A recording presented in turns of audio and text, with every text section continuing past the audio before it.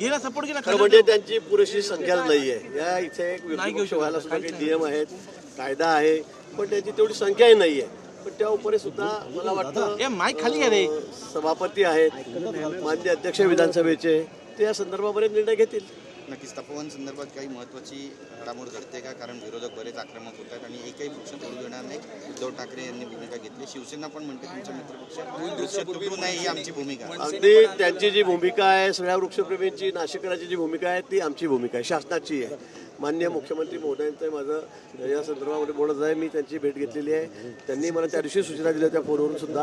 आम्ही एकही झाड तोडणार नाही. एकही झाड तोडणार नाही म्हणजे मागच्या वेळी, गेल्या वेळी ज्यावेळेला कुंभमेळा झाला त्यावेळेला साधुग्राम होते, तिथे आम्ही रावटे टाकलेल्या होत्या. त्या जेवढ्या होत्या त्याच्यापेक्षा 1 फुटे जागा मी जास्त घेणार नाही. पण दरवर्षी 12-12 वर्षांनी आम्ही ज्या रावटे जे टाकतो ते टाकता आले पाहिजेत. आणि ते साधुग्राम आहे, त्याचं रिझर्वेशन त्याच्यासाठी आहे. म्हणून या 8-10 वर्षामध्ये जी रोपं त्या ठिकाणी उगलेली आहेत, झाडं जी उगलेली आहेत ती आम्ही मुळासकट खालून काढू, त्याचं दुसरीकडे रिप्लांट करतोय. आणि आपण बघतायत की आता आमची झाडे यायला सुरुवात झालेली आहे. 15,000 झाडं, जो 15 ते 20 फुटाची मोठी झाडं आता आम्ही हैदराबादमधून, आंध्रमधून त्या ठिकाणी आणायला सुरुवात झालेली आहे. मी स्वतः परवासुद्धा त्या ठिकाणी जाऊन आलो. खड्डे फोडण्याचं काम आता अजूनमध्ये पुन्हा नव्याने सुरू करतो आहोत आणि त्याला ड्रीप बसवतो आहोत. 15,000मधलं 1% सुद्धा झाडाची मर होणार नाही. 2 वर्षामध्ये ती अशी वनराई होईल की सगळे नाशिककर फिरायला, बघायला त्या ठिकाणीच जातील. एक पर्यावरणाचं स्थळ बनेल. आणि 15,000 झाडं मोठी, समजा 2-3 झाडं खराब झाली, खालून काढली आम्ही, ती उगली नाही, समजा ती मेलीत, पण त्याच्या बदल्यामध्ये मी 15,000 झाडं लावतोय. मला वाटतं कुंभमेळा आपल्यासाठी सर्वांसाठी अतिशय महत्त्वाचा आहे. सगळ्या देशाचं आणि जगाचं लक्ष तिकडे लागलेलं आहे. आणि अशावेळी झाडं तोडणार आहोत आम्ही, सगळं सपाट करणार आहोत, असं अजिबात कोणी गैरसमज करू नये, करून घेऊ नये. मग पुन्हा अधिवेशन संपलं किंवा मध्येच मी अजून पुन्हा त्या ठिकाणी जाणार आहे आणि सगळी काळजी आम्ही घेणार आहोत.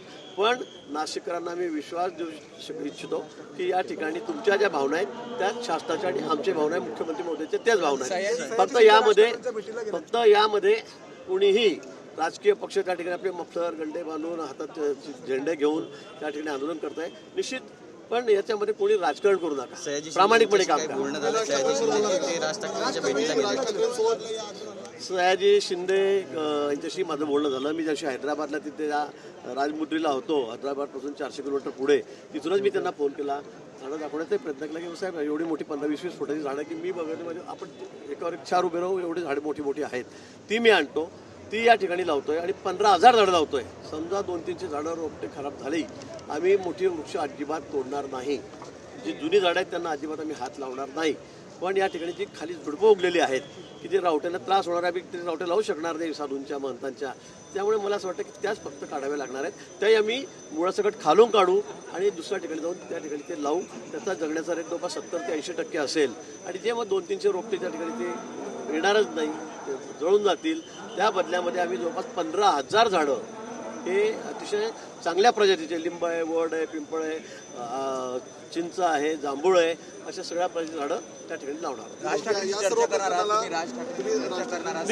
निश्चित मला काही हरकत नाही.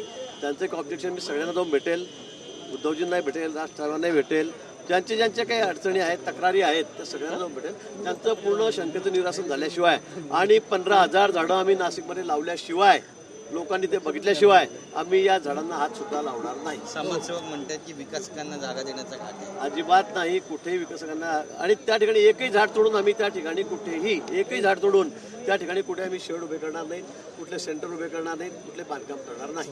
तसं तुम्ही सभागृहात निवेदन करणार आहात का? निश्चित प्रश्न आला, विषय आला तर आम्ही त्या ठिकाणी निवेदन करू. आणि आमची भूमिका अतिशय स्पष्ट आहे. कुठेही झाडतोड व्हावी, निसर्गाचा काहीतरी ऱ्हास व्हावा पर्यावरणाचा, अशी आमची अजिबात भूमिका नाही, मुख्यमंत्री महोदयाची अजिबात नाही. जळगाव